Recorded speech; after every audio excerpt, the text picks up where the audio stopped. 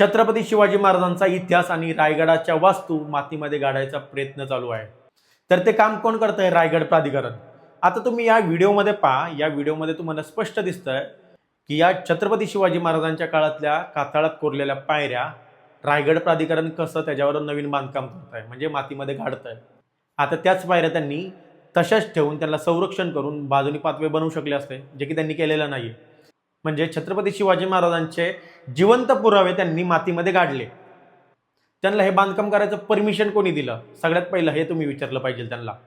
आता तुम्हीच मला सांगा, जर आपल्याला एखाद्या गडावर एखादी पायरी सापडली मातीमध्ये गाडलेली किंवा अजून काही वस्तू सापडल्या, तर आपण रक्ताचं पाणी करून न खाता पिता उन्हात तणात काम करून त्या पायऱ्या वरती घेऊन येतो आणि आपण दाखवतो की इथे छत्रपती शिवाजी महाराजांच्या काळामध्ये दगडी पायऱ्या होत्या. म्हणजे जे काही रायगडवर काम चालू आहे ते जतन करण्याचं नाही, तर मराठ्यांचा इतिहास आणि छत्रपती शिवाजी महाराजांचा इतिहास मातीमध्ये गाडायचा प्रयत्न चालू आहे. आणि हे काम कोण करतंय? हे रायगड प्राधिकरण. तुम्ही त्यांना प्रश्न विचारावं, रायगडावर एकदा येऊन तर पहा की रायगडवर कसं काम चालू आहे. अरे कितीतरी लोकांचे जीव गेलेले आहेत त्यांच्यामुळं, कितीतरी गाढवांचे सुद्धा जीव गेलेले आहेत.